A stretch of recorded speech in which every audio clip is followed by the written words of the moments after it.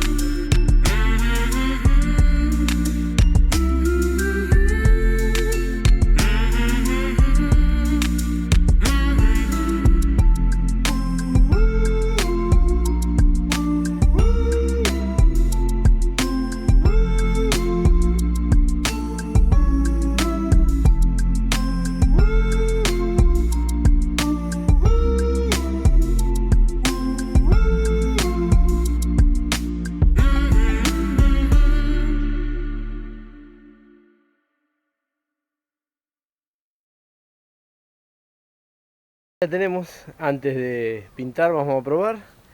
Ahí tenemos la leña de un cajón de manzanas. Van a ver como con un cajoncito de manzana vamos a poner una pavita arriba para calentar agua y un pancito, algo en el horno. No tengo algo sin cocinar, pero vamos a poner un pancito para probar.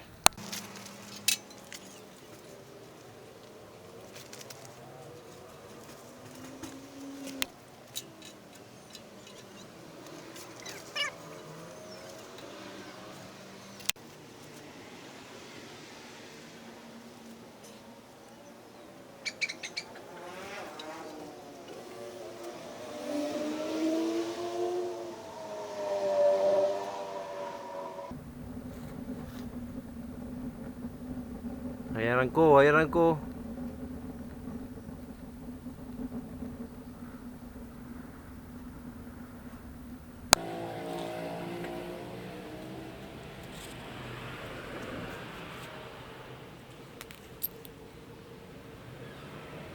Vamos a poner 2 pancitos cocidos nomás en el horno porque no tenemos crudo, pero ya se está sintiendo la temperatura. Vamos a dejar unos minutos y después les muestro cómo sigue. 5 minutos después, con abundante llama, ya tenemos hirviendo el agua. ¿Ven? Hirviendo el agua ya, 5 o 6 minutos con abundante llama. Y bueno, los pancitos que tenemos adentro, levanta temperatura. Ya están cocidos, pero bueno, ahí está largando mucho humo porque está quemando el aceite, todo que tenía el caño. Ahí le hicimos un poco más de llama con los cartones de papel higiénico, de rollo de papel. Bueno, la verdad que calienta bastante adentro del horno, hay que mantenerlo con buena llama, así que bueno, vamos a pintarlo y espero que les sirva y lo puedan utilizar.